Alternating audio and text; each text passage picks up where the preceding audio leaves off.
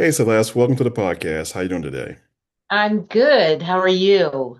I am doing fantastic. Hey, I know you grew up in a steel, steel mill town, where you witnessed how an entire community, rise and fall by a single industry.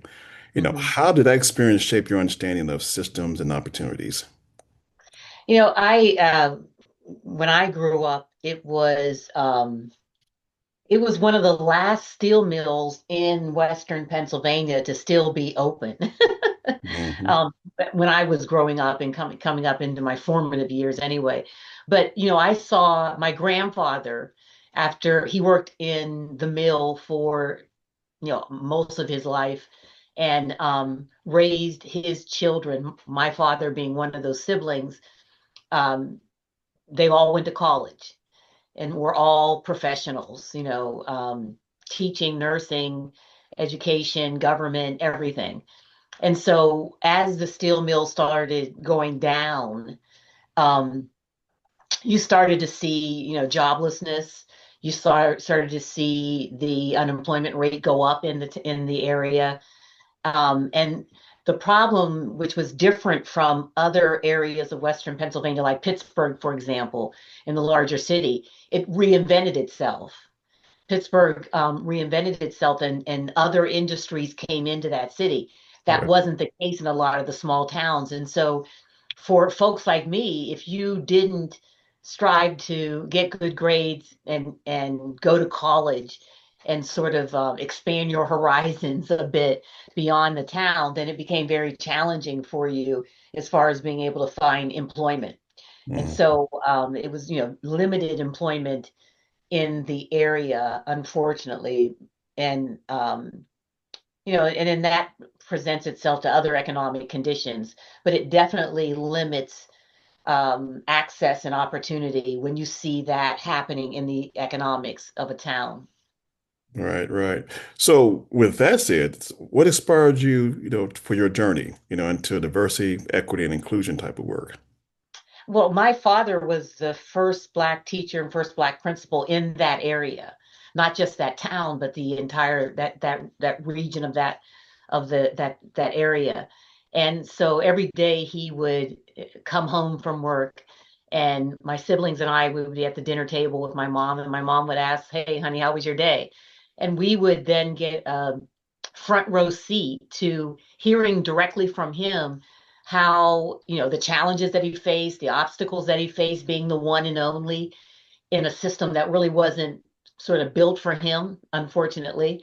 Right. And he was the type of person that he didn't just talk about, well, this went wrong, that went wrong, etc. But he would then proceed to talk about, well, here's what I did about it.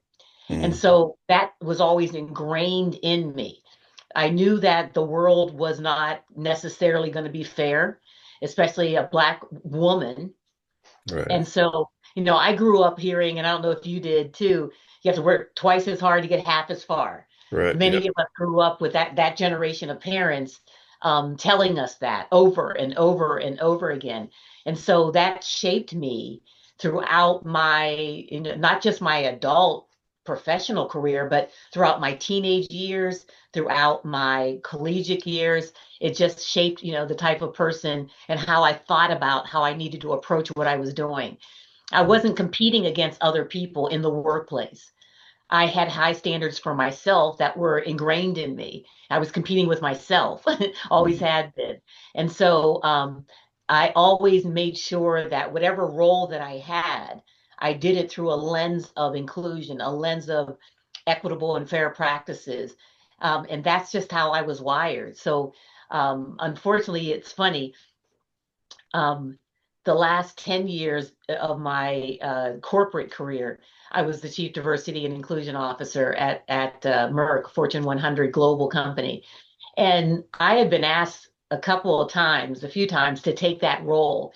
And I said no the first couple of times because it Really? was something that I was very passionate about. It was something that it was ingrained in me. I was passionate about it. In every role that I had with my team and the team that I supported, I could, in essence, set the rules. Basically, this is the way we're going to approach. how we're going to integrate diversity and inclusion into various different processes, procedures, practices. Right. And it was, it was going great. And then, it's different from when someone says, I want you to take on this global role. And you have people who maybe, not maybe, that aren't as passionate about diversity and inclusion. And someone can't even spell diversity and inclusion. And so, having to have to work through all of that on a global scale was something that I don't know if I was up to the challenge, but eventually I did take the role, and the rest of they say is history. Hmm. Yeah, let's transition to, reframing equity as a leadership discipline. Mhm. You often say that equity should be viewed more as a leadership discipline rather than an initiative. What did you mean by that? Well, I used to tell people, a lot of people that know me well in my professional career would laugh at this, but I used to say that whenever someone would ask me questions about diversity and inclusion, they would always say, "Well, how are your diversity and inclusion programs going?" And that used to be like someone taking their fingernails on a chalkboard to me, because diversity and inclusion shouldn't be something that's on the outside looking in. It should be integrated into the policies, the practices, the procedures, everything within the organization, the business, and especially leadership. And so when I talk about it not being a program or an initiative, it needs to be an integral part of how a leader holds him or herself. It needs to be part of leadership skills and capabilities that are mandatory for people to be leaders within an organization. It's about, especially in this day and age when you have such a stressful environment, and you keep hearing about mental health and mental well-being, and how that has just really, really increased in importance in a workplace, psychological safety, all of these things that decades ago they called soft skills and nice skills, and it should be all about the business, and we don't care about those soft skills. Well, fast forward to today, with all of the different generations in the workplace, a leader has to make sure that they understand how to listen empathetically, how to demonstrate inclusive leadership, how to make sure that their work environment is psychologically safe. They're creating an environment where people feel engaged, empowered, and they have a sense of belonging. That's a critical leadership skill and capability. They need to be facilitating equitable practices within their teams and within their organizations. That's so critically important today. So it's not a program or an initiative that you can just sort of check the box. I've done. We did that. It's a journey that you're on continuously as a leader, and trying to just make sure that you're um, a leader who's on that journey to be better, to be a better and more inclusive leader. So organizations, I belonged to a bunch of, before I retired 10 years ago, Fortune, 50 companies. Mhm. Why do so many organizations struggle to move from equity talk to equity practices? They have a misconception that doing the work around embedding equity into systems and infrastructure, that it's going to slow things down, that it's going to cause problems, that it's going to take away from revenue, profits, shareholder value, all of that. And they couldn't be more wrong, because when you embed equitable practices in your business and in your talent practices, it doesn't cause friction, it enables movement. It enables fluent processes. Enables you being able to bridge the gap between your marketing and your commercialization strategies to your customers, and being able to understand the customer segmentation in the market, and saying, okay, well, what it actually, you when you aren't integrating equitable and inclusive practices in your business, you're leaving dollars behind, because you're not asking the question, what segments of the market, what segments of the customer base are not able to enjoy my product or my service, whatever it is I provide, and why? and then being able to put marketing strategies together that close the gap between your organization and your customers and those customers. And so, it's just critically, critically important. Hmm. Hmm. Let's talk about your equity in action model. Mhm. You developed a model. What problems does that framework help to solve? Well, equity, and talking about it in theory is one thing. Talking about it from an intellectual curiosity is another thing. But you need to talk about it from a pragmatic operational standpoint. And so the equity and action model for managers helps them to go from intent to action. And so it's really six areas. It's about awareness, being aware of what's around you. So you need to Mhm. be keep your eyes open, right, and be looking at what's happening, what's not happening, what's happening with these people or these groups of people or that group of people, what's happening within the organization. So awareness is one. Access is the second thing. You got to remove those barriers. You don't want to just be looking around and being aware of things and talking about them at the water coolers. You Right. got to be saying, okay, what can I do to remove those barriers, remove those things that are getting in the way so of people having access to opportunities, etc. The third thing is advocacy. You want to use your voice, you want to encourage others to elevate and use their voices to say something. So when you see something, say something. Hmm. Don't just sit quiet and talk amongst yourself. You have to be an active advocate and for not just yourself, but for others like you and for a better culture within the organization. The fourth thing is action. So you elevate your voice, you take action. Ideas are just ideas in your head if you don't act on them. And Right. so you want to make sure that you're embedding daily, not just, again, programs, initiatives, hit or miss, but embedding daily into the various different processes, your daily practices, your meetings, your one on ones with your employees, all of those things, embedding them. So that's important, taking action. Accountability. What we don't measure, we don't mind, right? Right. Right. We've got to make sure that we're driving accountability. So how are you measuring and taking count of how successful you are either with your team or with your organization? And then the last thing is empowerment. You have to empower yourselves, but very importantly, you want to empower your workforce. You want to empower your team. You want to unleash the power that exists with your team. And that's so important. And one way to do that is by empowering them. As a manager, as a leader, you're not supposed to know everything. You're leading others, you're managing and leading through others. And so they need to know what happens on a day to day basis on the ground, boots on the ground work. You need to be leading them and helping them to succeed. So that's basically the six-part model, very actionable, very pragmatic, and taking it from intention to action. And what do I need to do? Right, right, right. So I'm gonna do an example. So, we have a new division leader. He's Hmm. taking on a role for a new organization. How can this leader, begin entrenching, equity into everyday decisions and accountability structure in this new organization? Well, one thing is if they're a leader, they need to make sure that their managers, first of all, they need to role model this behavior, meeting with not just their teams, because I know some leaders, they have a staff meeting like once a quarter or once every other month and think, hey, I've done a good job.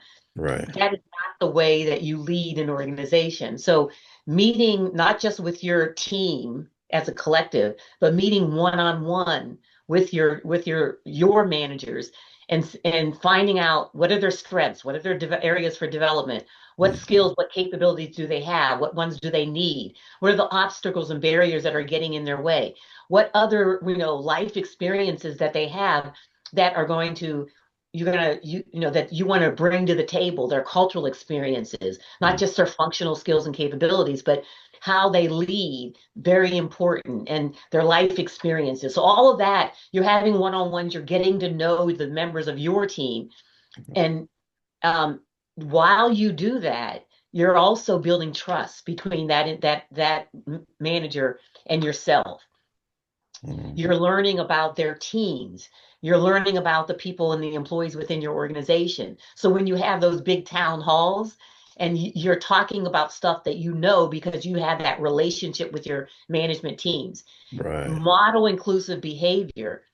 Because when you do it, then your managers with their teams, they'll do it because that's what you expect them. Again, driving accountability. That's what you expect of them to know their team members, to know their employees, to know what type of obstacles or barriers are getting in the way of them being successful, of them being able to have equal access to opportunities, of them being able to reach their aspirations, whatever they may be.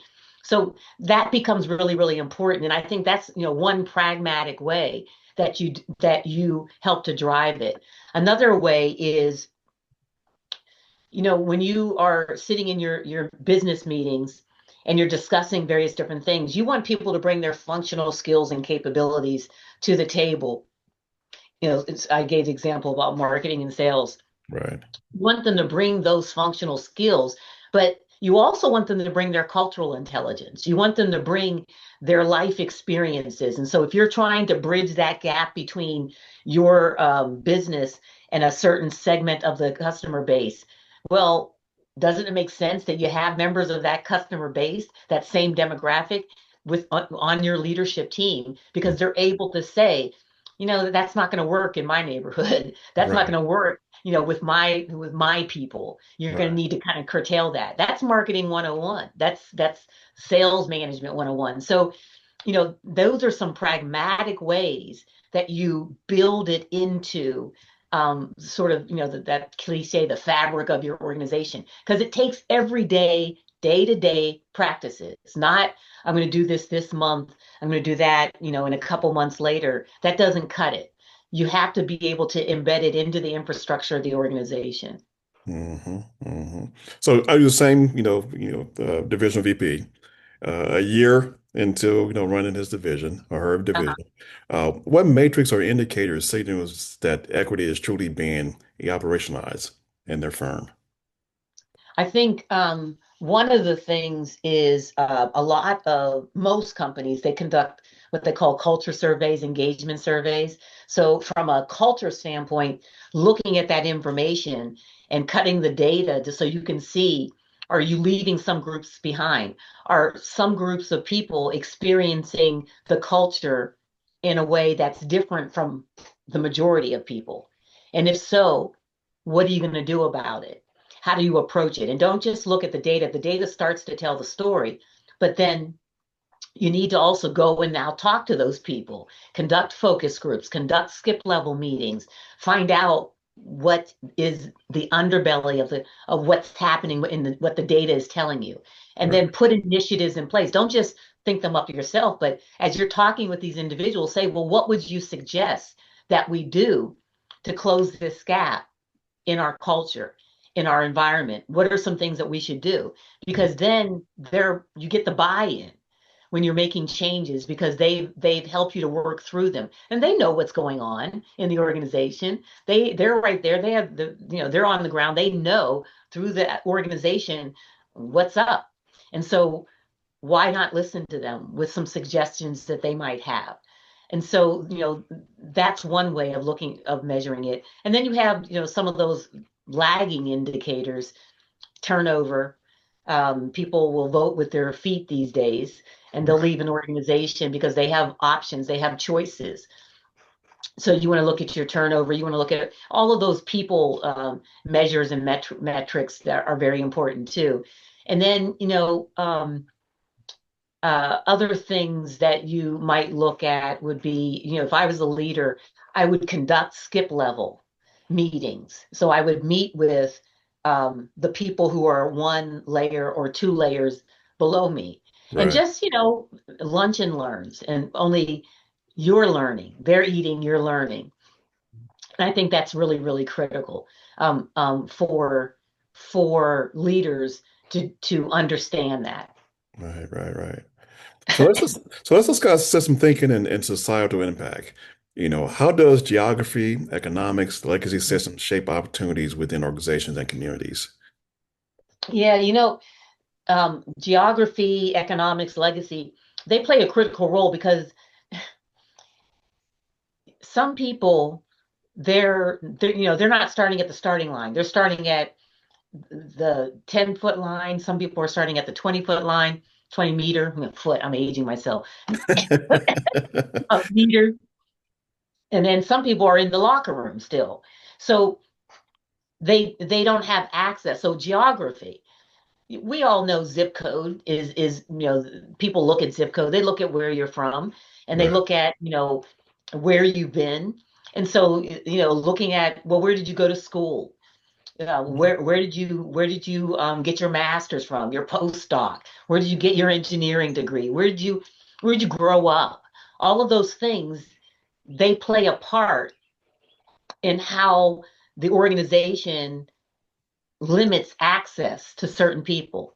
And so, making sure that you're widening the screen, making sure that you understand that you got to go beyond those zip codes that you continue to get your go to girls and go to gals from, but Right. widen the screen. And there's a variety of different um, zip codes and locations that you can get the skills and the capabilities that you want, because those skills and capabilities are embodied in a variety of different identities.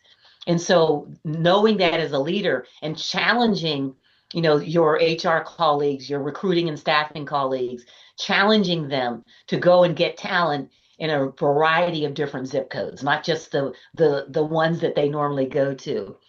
Hmm. Um, access from an economic standpoint, we know that access to funds and resources are uneven throughout education, in other institutions, and so politics, all of that, and so making sure that you understand that. And it doesn't enter into how you're making decisions from a business standpoint while you're doing that, because it's unfair to think that everybody has the same economic benefits, because that's Right. just not reality.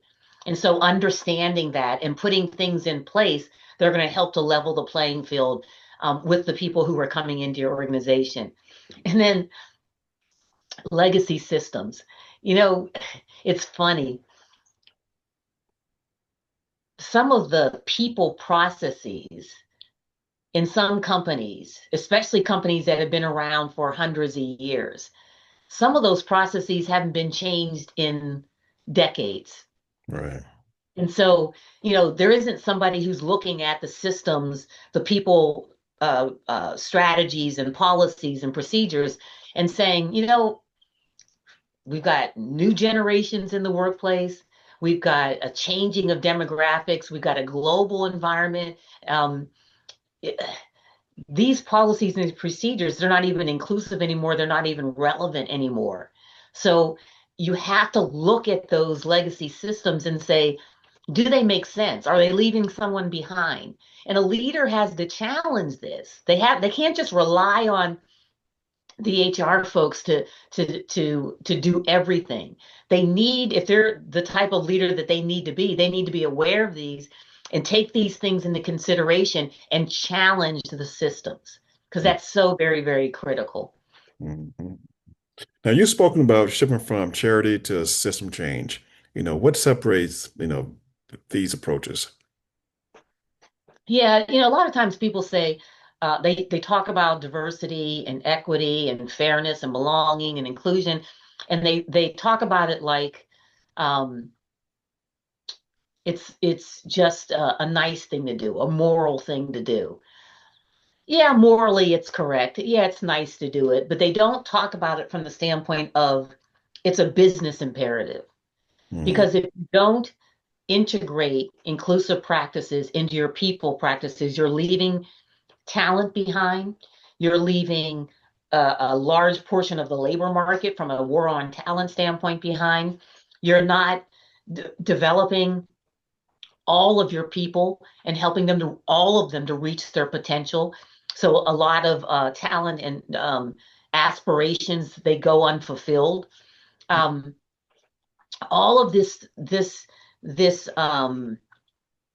you know, all of that needs to happen from the standpoint of it's a business imperative. And then as I talked about, understanding the business, understanding your customers, bridging that gap, critically important. So it's not something that is a nice to do or a nice to have. It is an imperative. It creates a competitive advantage for your organization. And I fundamentally believe that. The shareholders believe that because they keep voting down these various different proposals that come in where they want to do away with diversity and inclusion. Um, and I think most CEOs know that as well. They know that they have to make sure that they have the talent that they need in the organization. They have the link to their customers that they know that they need to have, and that's critically important. They know it's a competitive advantage.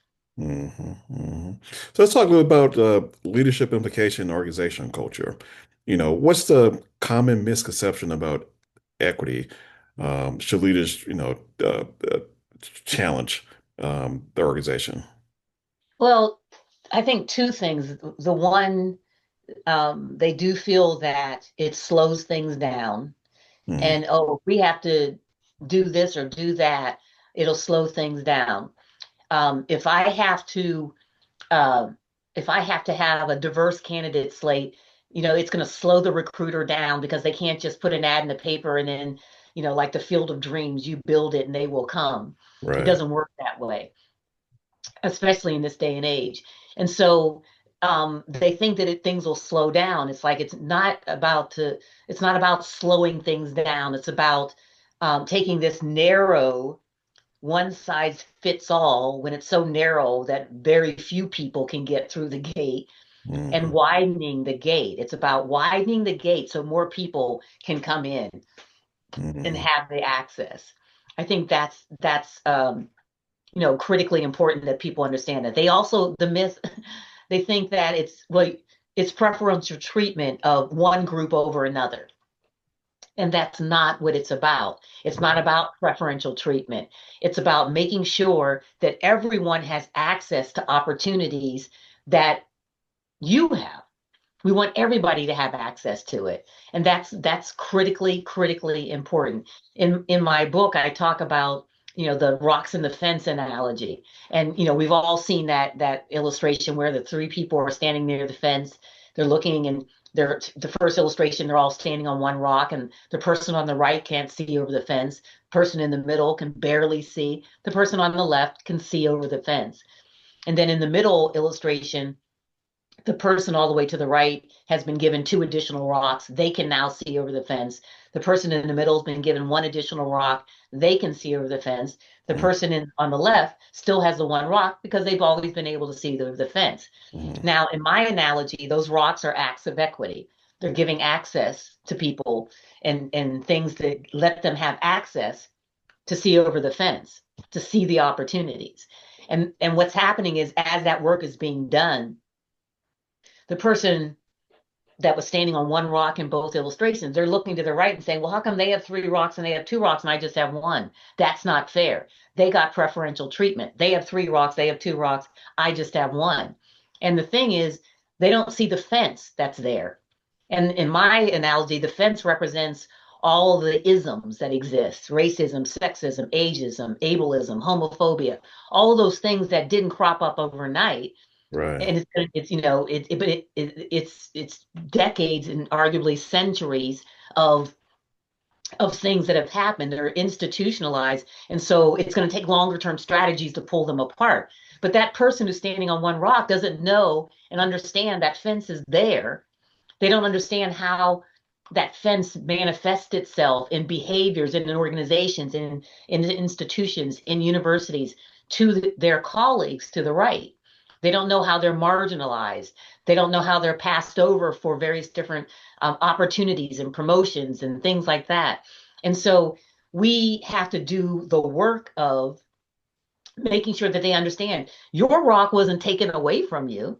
We just made sure that the people to your right could see over the fence, just like you can see over the fence. Hmm. Nothing was taken away from you. So it's not about preferential treatment given to one group over another. It's about everyone having access to the opportunities. So you can get to that third illustration where the rocks are gone, the fence is torn down, and everybody can see the beautiful mountains ahead.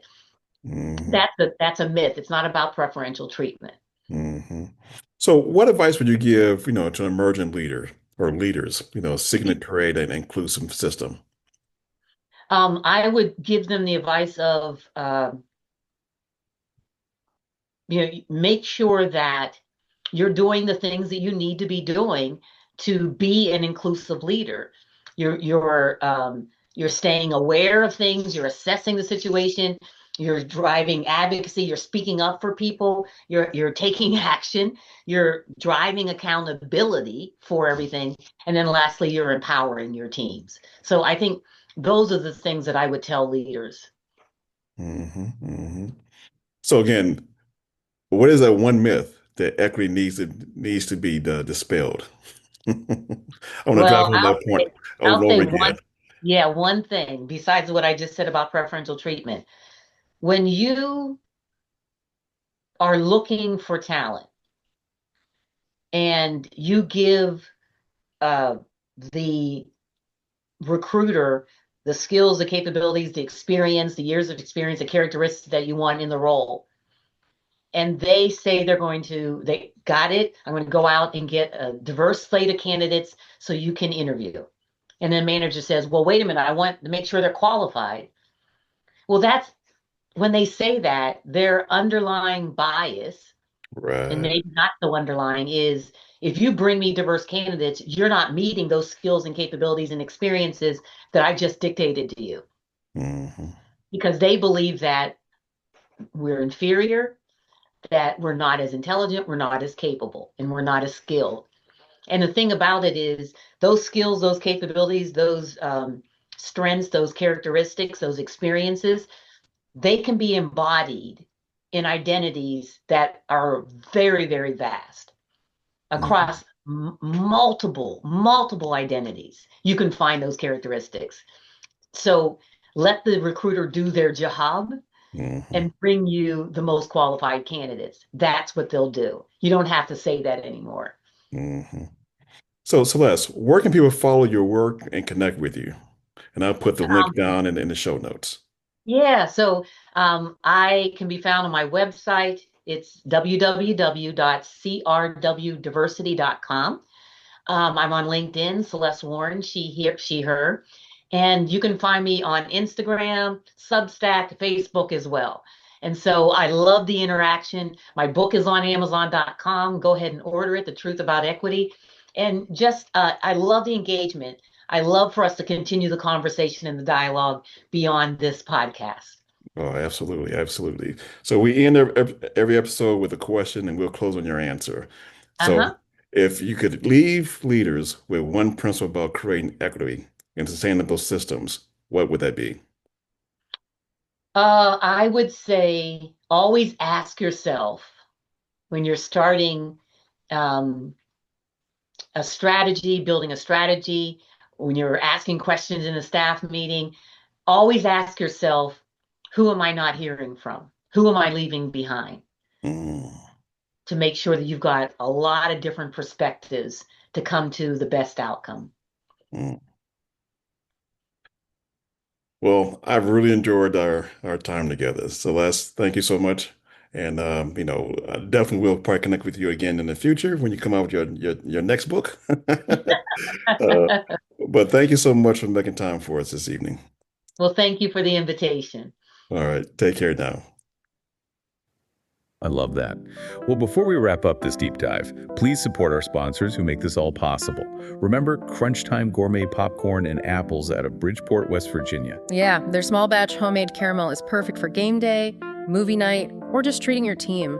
Shop the flavors online at crunchtimewv.com. That's crunchtimewv.com. And if you want to go further in your career, LinkedIn Premium is designed to help you get hired, grow your business, or learn new skills. Definitely worth exploring if you're in a growth season. And of course, this segment's featured platform is Fundrise's Innovation Fund, VCX. Regular investors can finally participate in venture capital and access high-growth tech companies before they go public. Learn more at fundrise.com/VCX. For any additional information, please reach out via our website at karaswisher.com. And be sure to check out our other deep dive show, The Continuous Improvement Lab. And our YouTube channel at Karas Innovations Group. Also, a huge thank you to our executive producer and founder, Lanier Johnson. Absolutely. So